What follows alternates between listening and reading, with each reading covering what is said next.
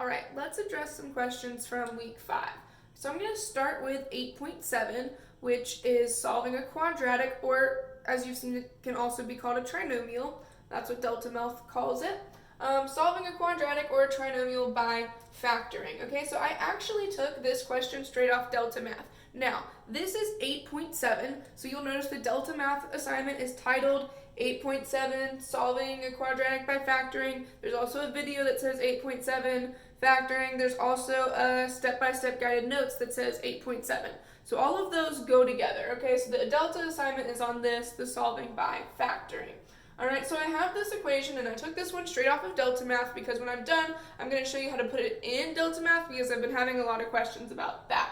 So right now, you'll remember that this has to be equal to 0, and it's not. It's equal to 4. So in order to make it equal to 0, I need to get rid of the 4, and I do that by subtracting 4 so that those cancel out. If I do it on one side, I also have to do it on the other side, and since 4 here is a number, I need to, on the other side, subtract it from the one that's a number. I can't subtract it from the x or the x squared because those aren't like terms. So I'm only going to subtract it right here. All right, so those canceled out. The 2x squared does not change. The minus 9x does not change. And then I do 11 minus 4, which is positive 7. And now the whole thing is equal to 0, and I'm going to set up my snowflake. The reason I'm choosing the snowflake method is because there is a 2 or any number here in front of the x squared. If that was not there, I would not need to use the snowflake method. I could just use the x method. Now the good thing is the snowflake method always works. You could use the snowflake even if there wasn't a number there and you just put 1x here and you'd never have to simplify the fraction part because can't simplify much more than 1, but it would work if you wanted to. But snowflake method, because there's a number there, so my top is a times c, 2 times 7 is 14, and then the bottom of my snowflake is b, the middle number, and that's negative 9. It's very important that you're including minus signs as negatives. All right, and then the other piece I can go ahead and fill in is these top side pieces, which is a, the number in front of x squared, which is 2 in this case, and then an x, not an x squared, just an x. Okay, so I put 2x in both of those spaces. And then this is the part that takes a little work. I have to think of two numbers that multiply to get 14 and add or subtract to get negative 9. So 14 doesn't have that many factors. 1 and 14, definitely not going to work. The only other one is 2 and 7, and 2 plus 7 is in fact 9.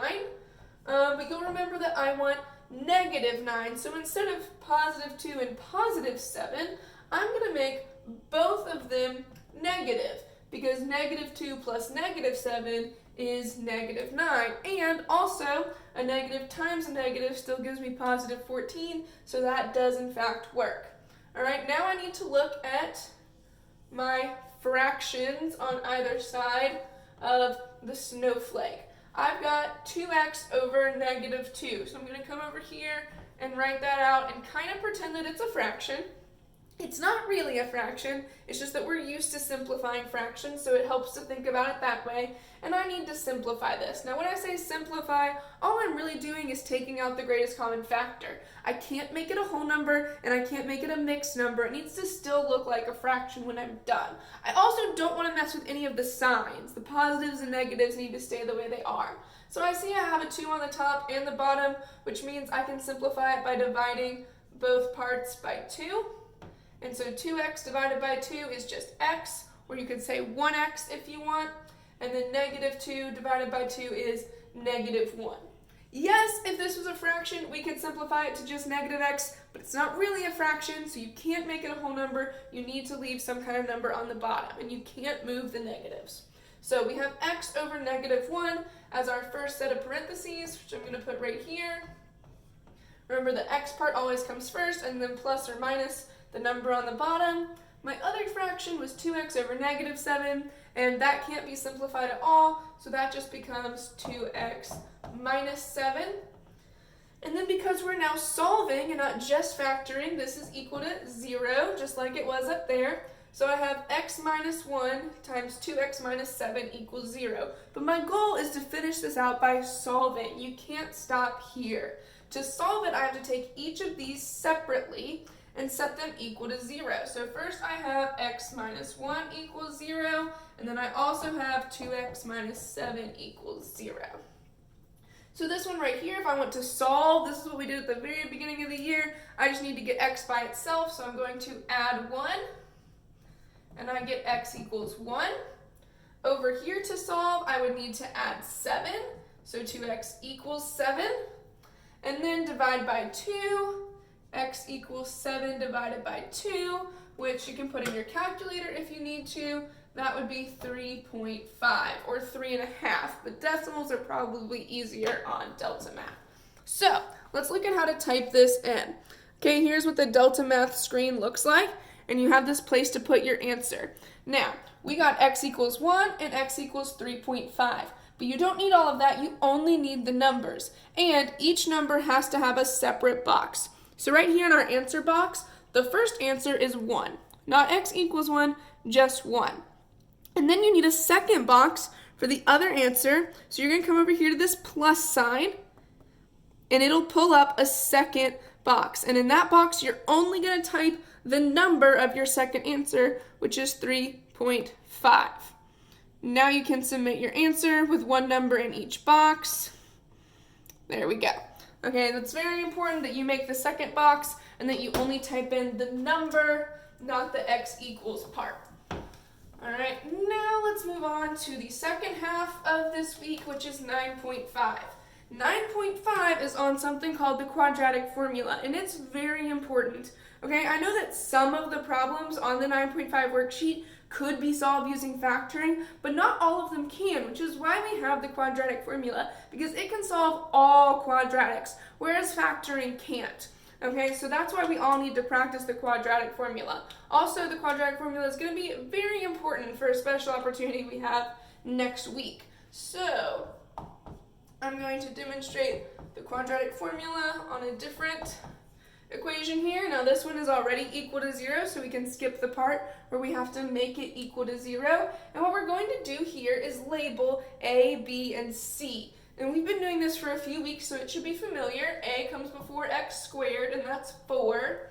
B, since there's no number in front of x, we know we can pretend that there's a 1 there. And then C, and this is something that I've seen people struggling with. You're forgetting about minuses. A minus in this case is the same as a negative, so C here is -3. All right, now we know A, B, and C, and we're just going to plug them straight into a formula. In my opinion, this method is way easier because there's no guessing and checking what the right factors are. You just plug it into the same formula every time and it always works. And that formula is x equals -b plus or minus the square root of b squared minus 4ac, all of that over 2a. And again, good news, you don't have to memorize it, you can use the notes. So I'm going to start plugging everything in. I can start with -b, since b is 1. I put -1 because that negative sign is part of the formula. And then this plus or minus sign, which is just a plus sign over a minus sign. And then I make a big square root because I'm going to need a lot of room. B squared. B is 1. 1 squared is still 1. So I'm just going to put a 1 there. Minus 4 times A, which is 4, times C, which is -3. So I plugged in both of those. And then all of that goes over 2 times A, and I'm plugging in 4 for A. All right, the rest of this is just calculating. You can use your calculator for most of it, but you can't do it all at once because of this plus or minus. So what I like to do first is the stuff inside the square root. Okay, so you can type into your calculator 1 minus 4 times -3. It'll do all that part for you. Now this is why that negative was so important, because you'll get a completely different answer here if you don't type in your negative. Now I forgot my calculator, so I'm going to do this in my head. 4 times 4 is 16, and 16 times 3 is 48. Okay. So that is 1 minus -48, or 1 plus 48. So for that piece, I get 49. But again, you could type it all straight into your calculator and get 49 that way.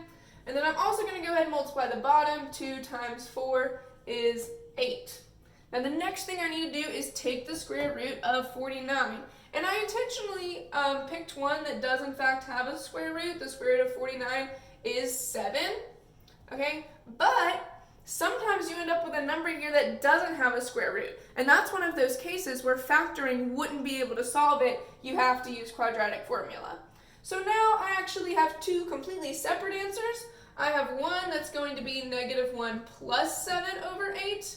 And another one, I'll put over here, that's going to be -1 minus 7 over 8. So this is where the plus and minus comes in. You're just going to split it into 2 different answers. One with a plus, one with a minus. So -1 plus 7 is 6. So we get 6/8, which is the same as 3/4.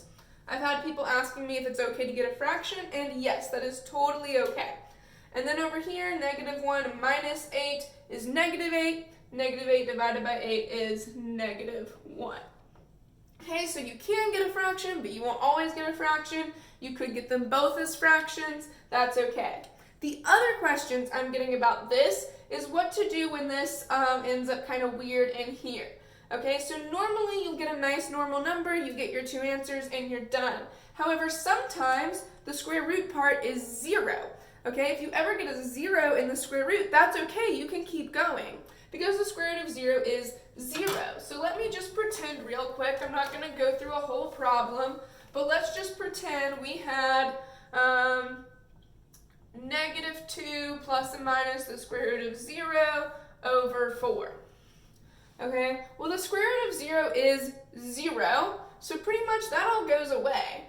So we have -2, well, plus or minus nothing, essentially. So we can actually leave off the plus or minus altogether and just put this over 4, then, simplify or divide, whatever you need to do, and you get -1/2 in this case.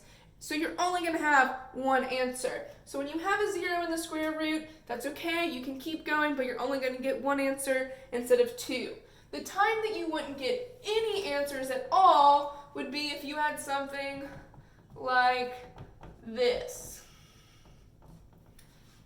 with a negative inside the square root. There is no such thing as a negative square root, so this is when you would have no solution. I think that pretty much covers all your questions, but if you have any more, let me know.